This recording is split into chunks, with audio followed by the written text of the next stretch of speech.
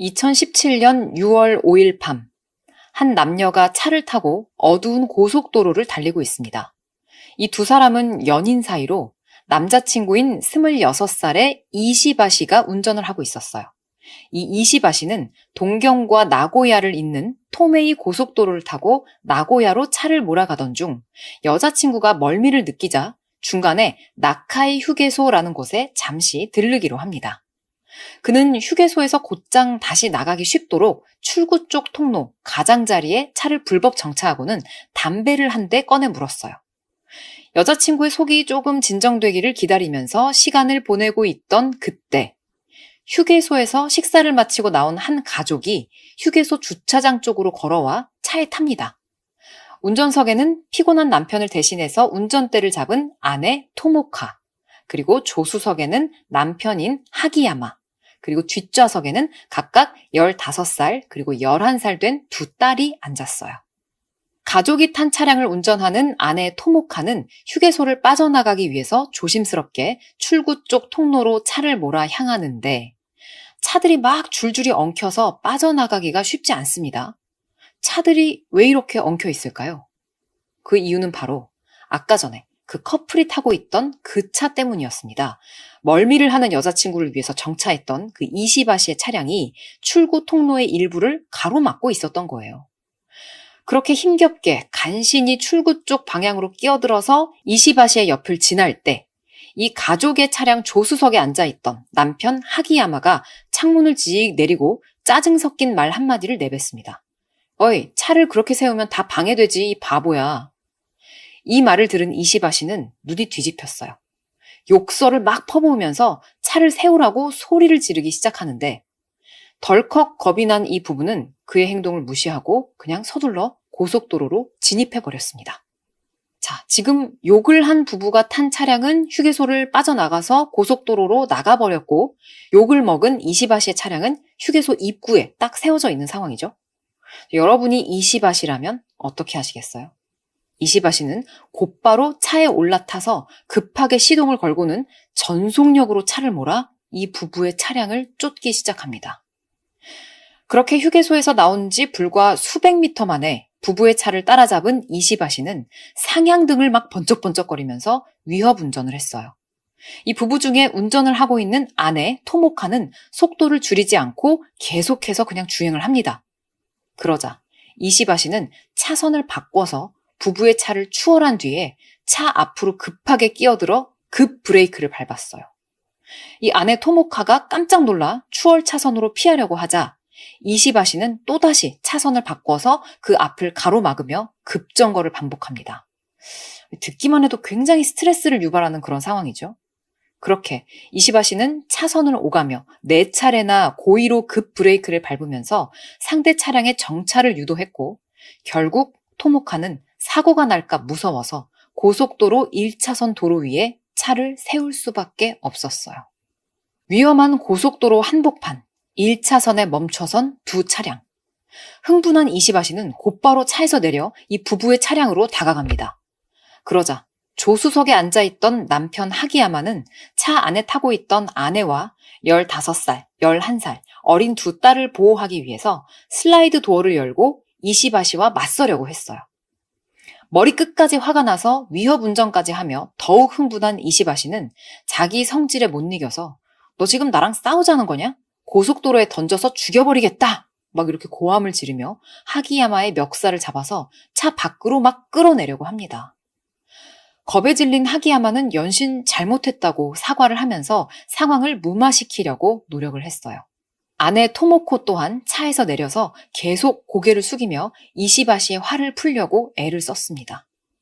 상황을 보다 못한 이시바 씨의 여자친구, 아까 속이 안 좋았었던 그 여자친구도 차에서 나와서 아니 애들도 보고 있고 하니까 이제 그만해라 라며 남자친구를 말렸어요. 자, 드디어 화가 한풀 꺾인 이시바 씨는 여자친구와 함께 차로 돌아갔습니다. 그런데 바로 그 순간 귀를 찢는 듯한 브레이크 제동 소리와 함께 꽝 하는 굉음이 울려 퍼졌고 순식간에 이들이 서 있던 곳은 아수라장이 되고 말았어요. 차가 폭발하기라도 한 걸까요? 화가 난 이시바 씨가 무슨 일을 저지른 걸까요? 그건 아니고 큰 사고가 났습니다. 1차선으로 달려오던 대형 트럭이 멈춰선 이들의 승합차를 미처 발견하지 못한 채 그대로 돌진하면서 차를 들이받았던 거예요. 기억하시죠?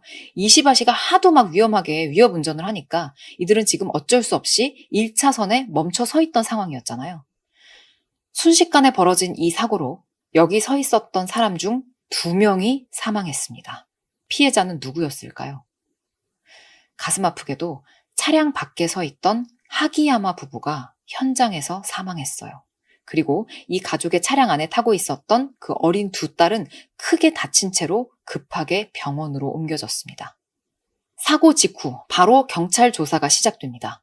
이시바 씨는 여기서 경찰에 뭐라고 진술을 했을까요? 그의 진술 내용은 이러했습니다. 나는 그냥 내 여자친구가 멀미를 해서 잠깐 휴게소에 들렀을 뿐입니다. 상점 앞 통로 끝에 차를 대고 전화를 하고 있었는데요.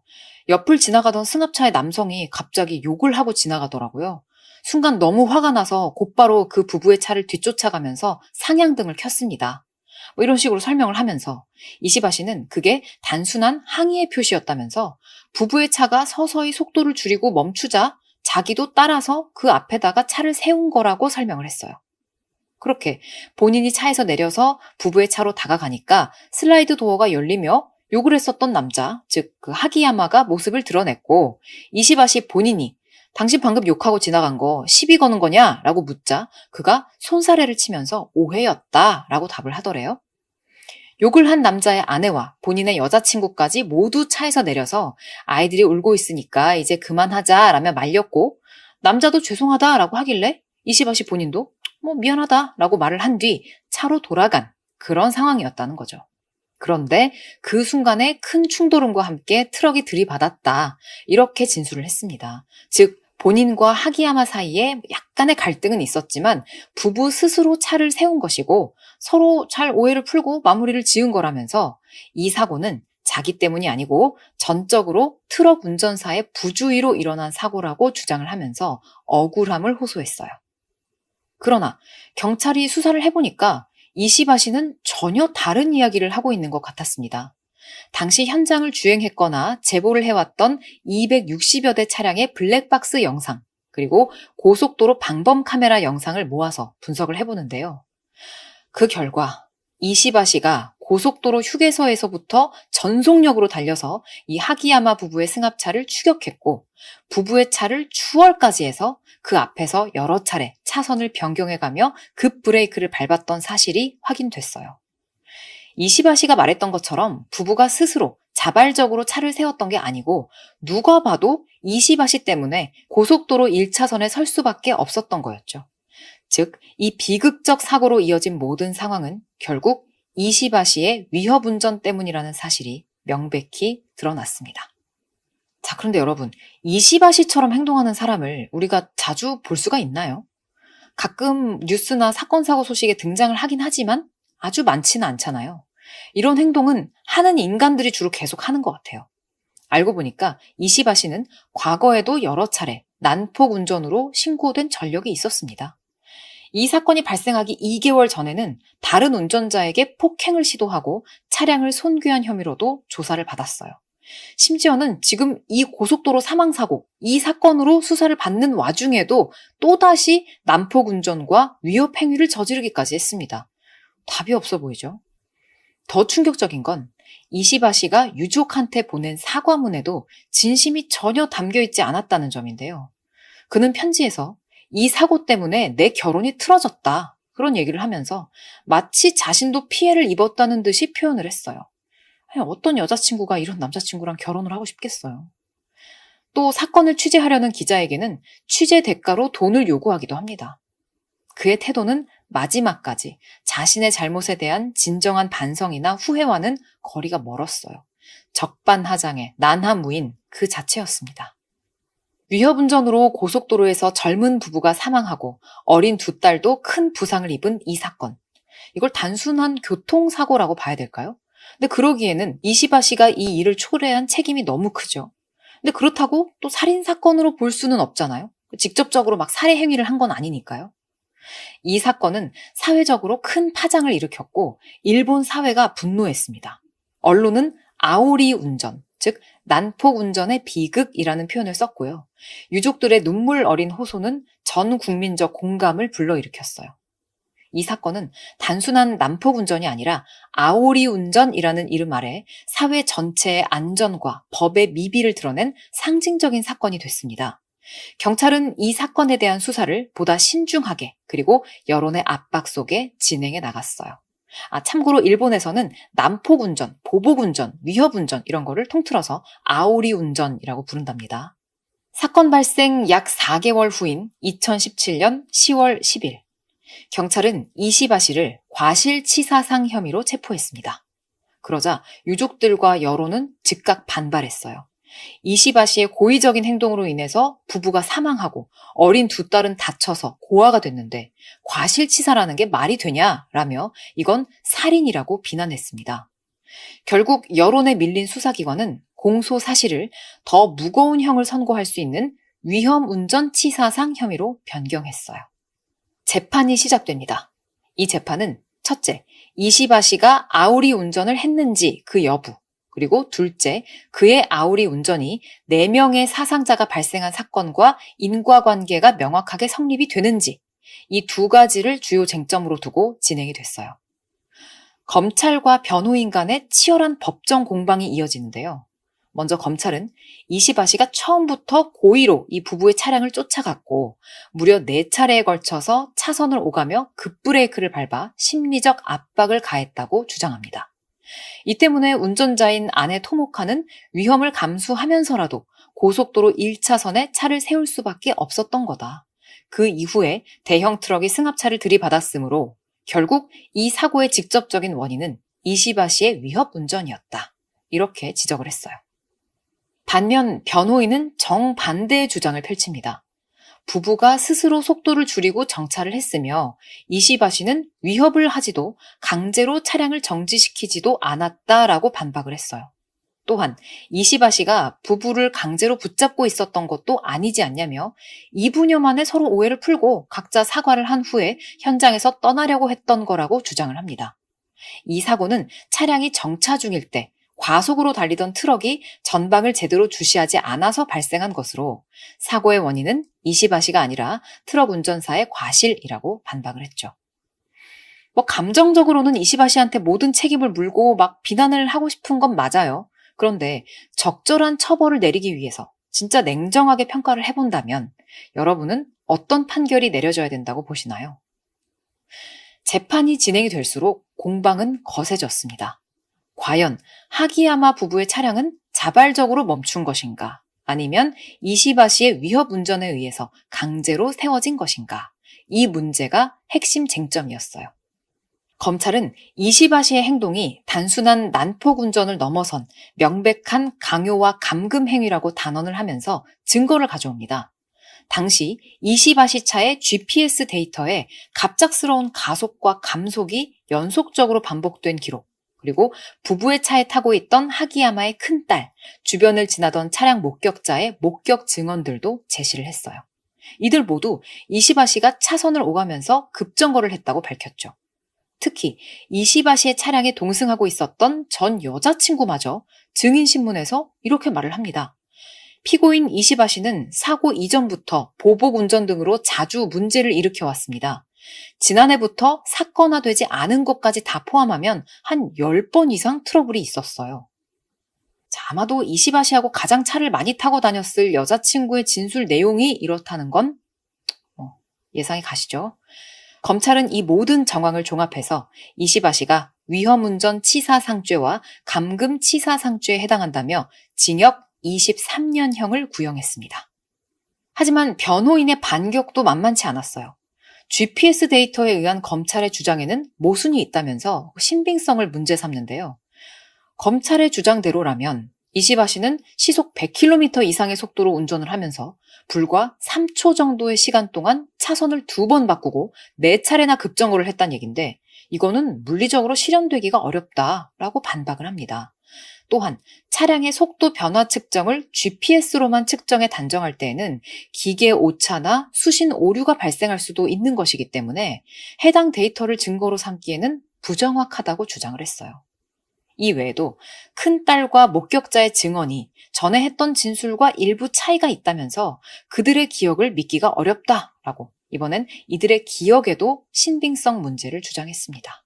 기억은 왜곡되기 쉬우며 사고 당시의 충격과 감정이 진술에 영향을 주었을 가능성도 배제를 할 수가 없다는 거였죠. 결론적으로 변호인은 피고인의 운전이 설령 좀 과했더라도 어쨌든 부부 스스로 속도를 줄여서 차를 멈춘 것이라고 주장했습니다. 사고를 낸 트럭이 명백히 과속을 한 거고 차량 간 거리도 20m밖에 유지를 하지 않았다면서 어쨌든 사고의 원인은 전적으로 트럭 운전사의 전방 주시 태만과 과속이다라고 강조를 했어요. 자, 이시바시가 재판에서 마지막 진술을 합니다. 그는 자신은 결코 사고가 될 만한 위험한 운전은 하지 않았다면서 무죄를 주장했어요. 그러나 법정은 그의 주장을 받아들이지 않습니다. 이 부분이 굉장히 사이다인데요. 근데 이제 뒷부분에서 또 조금 걱정할 만한 내용이 나오긴 하거든요. 어쨌든 지금 이 부분은 사이다입니다. 한번 들어보세요. 재판장은 피고는 위협 운전을 하지 않았고 피해자의 차량이 멈췄기 때문에 자신도 멈췄다라고 주장을 하지만 피해자가 피고인의 위협 운전 없이 스스로 그것도 고속도로 1차선에 차를 세웠다는 건 논리에 맞지 않는다. 피고인이 아우리 운전으로 피해자에게 차를 세우라고 강하게 압박을 했기 때문에 위험에도 불구하고 피해자가 고속도로에 차를 정지시켰다고밖에 볼 수가 없다. 또한 피고인 측은 GPS 데이터를 신뢰하기가 어렵다고 했지만 GPS 데이터에 오차가 있는 것을 고려하더라도 짧은 시간에 차선을 변경하는 단거리의 이동 기록도 가능한 것으로 보인다. 결국 트럭의 차간거리 유지 의무 위반도 일부 원인은 될 수가 있지만 이 사고의 주된 책임은 피고인의 아우리 운전으로 인해서 피해자의 차량이 정지하며 발생한 결과로 그 인과관계가 인정된다. 이렇게 밝혔습니다. 그러면서 재판장은 또 젊은 부부가 미성년의 아이들을 남기고 사망한 결과가 지극히 중대하다면서 유족들이 피고인에게 엄격한 처벌을 바라고 있고 특히 끝까지 피고인이 자신이 저지른 죄에 대해서 부정하고 반성을 하지 않는다며 이시바시에게 18년의 징역형을 선고했어요. 자, 여기까지는 시원하게 진행이 되어 왔는데 근데 여기서 끝이 아닙니다. 징역 18년형을 선고받으니까 이시바시가 판결이 부당하다면서 즉각 항소를 했어요. 그리고 이후에 시작된 항소심에서 말도 안 되는 놀라운 사실이 하나 발견이 됩니다. 2018년 1심 재판 전에 판사랑 검사랑 변호사, 이 사람들이 모두 모인 공판 준비 절차 과정이라는 게 있어요. 거기서 판사가 했던 말이 문제가 됩니다. 이때 판사가 뭐라고 하냐면 피고인 이시바시가 차를 멈춘 후에 다른 차량에 의해서 일어난 사고에 대해 이 위험운전 치사상죄를 적용할 수가 있겠느냐라고 법리적인 의견을 밝혔다는 사실이 드러난 거예요. 이 발언이 문제가 된 이유가 뭐냐면 양형에 영향을 미칠 수 있는 판사의 발언이었기 때문입니다. 법적으로 재판을 진행 중인 판사는 기소된 사건에 대해서 미리 자기 의견을 밝히면 안 돼요. 하지만 이 판사가 실수로 사전에 자신의 의견을 그대로 얘기했고 2심 재판부가 봤을 때는 이게 위법이다. 그리고 명백한 월권행위다라고 판단을 합니다. 또한 그런 견해에도 불구하고 재판부가 피고인 이시바시에게 유죄 판결을 선고하는 그런 정반대의 결론을 내렸다는 점 역시 문제로 지적이 됐습니다. 결국 항소심 재판부는 1심을 무효화하고 심리를 다시 진행하라고 명령했어요. 어이없게도 이런 법원의 실수 때문에 2022년 다시 한번 이 사건에 대한 재판에 막이 올랐습니다. 검찰과 변호인은 각자의 입장을 더욱 철저히 준비하면서 또다시 법적 논쟁을 벌였어요. 자, 그렇게 심리가 끝나고 재판부가 결론을 내렸습니다. 과연 어떤 내용이었을까요? 기존의 1심과 동일한 징역 18년을 선고했고요. 이시바시의 항소는 2024년 2월 기각됐습니다. 판결이 내려지자 이시바시는 끝까지 성질을 참지 못하는 모습을 보였어요. 끝끝내 본인은 위험한 운전을 하지 않았다고 주장을 하면서 화를 참지 못한 채 재판관한테 너 내가 깜빵에서 나올 때까지 기다려 라고 소리치는 등 분노를 표출합니다. 이 비슷한 시기에 2019년 우리나라에서도 일본의 아우리 운전 같은 일이 벌어진 사건이 있었는데요. 이 일은 양쪽이 둘 다 난폭 운전과 보복 운전을 하다가 주먹 다짐을 하고요. 급기야 차에 있었던 낫까지 휘두르게 됐던 그런 사건이에요. 지난 2019년 7월에 대전 파남 나들목 인근 교차로에서 43살 김모 씨가 차를 몰고 있었는데요. 앞서 가던 58살 조모 씨의 승용차가 갑자기 2차로에서 1차로로 확 급하게 끼어들며 두 차가 충돌할 뻔한 일이 발생을 했던 거예요. 이 끼어들음을 당한 김 씨는 격분을 합니다. 빵빵 막 클락션을 수차례 울리면서 조 씨의 차량을 따라가며 창문을 내리고는 운전 똑바로 해! 하고 소리를 질렀어요. 그러자 이 얘기를 들은 조 씨도 똑같이 창문을 내리고 김 씨한테 바로 욕설을 퍼붓습니다. 김 씨는 더 열이 받았어요. 뚜껑이 열려버린 거죠. 그는 다시 조 씨의 차량을 앞질러 간 뒤에 급정차를 하는 방법으로 1차로와 2차로를 수차례 오가며 진로를 가로막다가 한 교차로에 강제로 차를 멈춰 세웠어요. 앞서 보셨던 그 이시바시가 한 아우리 운전이랑 똑같죠. 그렇게 차에서 내린 김 씨는 조 씨의 차량 운전석 창문 안쪽으로 손을 넣어서 그의 멱살을 잡고 주먹으로 막 얼굴을 때립니다. 함께 차에 타고 있었던 조 씨의 부인이 이에 항의를 하자 욕설을 하면서 몸을 밀치는 등 조 씨의 부인까지 폭행을 했어요. 결국 화가 머리끝까지 난 조 씨도 김 씨의 얼굴을 주먹으로 때리고 급기야 차 안에 있었던 낫을 꺼내서 김 씨를 향해 수차례 휘두르며 위협을 가합니다. 결국 이 두 사람은 재판에 넘겨졌어요. 두 사람 모두 뒤늦게 서로 처벌을 원하지 않는다라고 밝혔는데요. 이 두 사람은 어떤 처벌을 받았을까요? 먼저 김 씨. 조 씨의 차량이 끼어들었다고 화가 나서 보복 운전을 시작했던 이 김 씨에게는 징역 8개월의 실형이 선고됐습니다. 김 씨는 사건의 발단이 조 씨의 무리한 운전 때문이었다면서 선처를 호소했지만 소용이 없었어요. 아까 제가 이런 일은 꼭 저지르는 인간들이 계속 저지른다라고 했었잖아요. 마찬가지였습니다. 이 김 씨의 경우에는 지난 2017년 폭행으로 50만 원의 벌금형을 받고 2018년에는 공동상해로 200만 원의 벌금형을 받는 등 처벌 전력이 많았어요. 그러면 조 씨는 어떻게 됐을까요?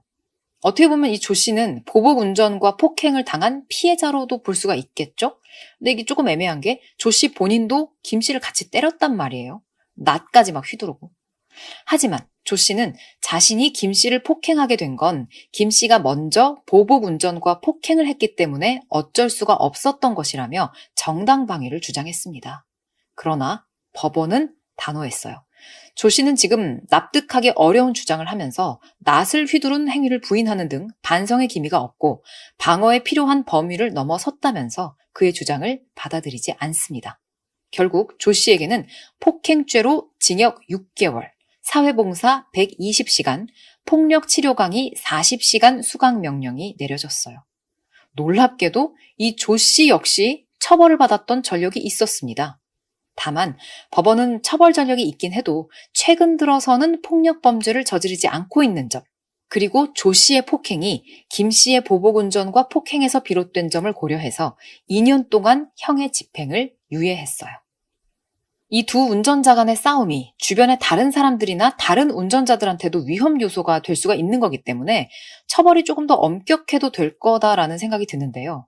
일본의 경우 당시 일본의 도로교통법은 이 아오리 운전에 대한 명확한 처벌 기준이 없었어요. 하지만 그 이시바시 사건으로 인해서 변화가 생깁니다. 사건 이후 여론이 들끓자 일본 정부는 2020년 도로교통법을 개정해서 아우리 운전을 명확히 규정하고 엄격한 처벌 기준을 마련했어요. 특정 차량의 운전을 방해하기 위해서 극단적으로 차 간격을 좁히거나 반복해서 급제동을 하고 또는 집요하게 상향등과 경적을 사용해서 위협하는 행위를 단속 대상으로 규정하게 된 거죠. 욱하는 순간의 감정을 참지 못했던 이시바 씨는 부부를 사망에 이르게 했고 사고로 인해 부모를 잃은 어린 두 딸은 평생 지울 수 없는 상처와 트라우마를 안게 됐습니다. 이렇게 끔찍한 일을 저질러 놓고도 반성하지 않는 이시바 씨의 모습은 모두를 경악하게 만들었는데요. 특히 법정에서 그의 마지막 모습은 앞으로도 같은 행동을 반복할 수도 있다는 불안한 예고처럼 느껴집니다. 오늘의 사건 이야기는 여기까지입니다. 설탕님, 한문철 보면 생각보다 저런 인간 많아요. 맞아요. 진짜 진짜 별별 인간 많더라고요. 근데 저는 그중에서 진짜 제일 열받으면서 봤던 건 사실 그거예요. 여성 운전자만 탄 줄 알고 거기서 막 빵빵 하면서 했는데 옆에서 막 덩치 큰 남자 내리거나 막 이러면은 갑자기 분노 조절 장애에서 갑자기 분노 조절 잘해 되는 거. 저도 사실 비슷한 경험이 있거든요. 무슨 공사를 하고 있었나? 골목에서. 그래서 공사장 관계자분, 일하시는 분이 곤봉 같은 걸 흔들고 있었어요. 절로 가시오, 절로 가시오. 근데 이 수신호가 너무 헷갈리는 거예요. 일로 오라는 건지 절로 가라는 건지 이거 너무 헷갈리는 거예요. 근데 옆에 그때 저의 친한 남자 사람 친구, 남사친이 타고 있었거든요. 그래서 이 친구한테 물어봤어요. 야, 좀 뭐라는 거냐? 가라는 거냐? 물어봤더니 이 친구도 뭐라는 거야? 수신호를 저렇게 헷갈리게 하면 어떡해? 나도 모르겠다. 야, 이렇게 얘기하더라고요. 그래서 둘 다 저게 뭘까라고 생각을 해본 결과 오라는 것 같더라고요. 아무래도 이렇게 오라는 쪽으로 더 세게 흔든 것 같았어요. 가라는 쪽보다. 그래서 갔죠, 그쪽으로. 그랬더니 곤봉으로 차를 막 때리면서 야, 이 미친 니은 뭐 왜 여기로 들어와 맑게 못 알아들래 뭐 욕을 하는 거예요. 저만 보였을 거예요, 그 사람한테는. 근데 이제 그때 옆에 타고 있던 저의 남사친이 뾰로롱 뚜껑이 볼롱 이렇게 열리면서 창문을 열고 하라라라라라라 이제 아름다운 말들을 막 소리를 질렀더니 바로 죄송합니다. 진짜 이랬어요. 곤봉 들고 죄송합니다. 이랬다니까요. 저만 타고 있었으면 끝까지 차도 두드려 맞고 잘못하면 저도 두드려 맞지 않았을까?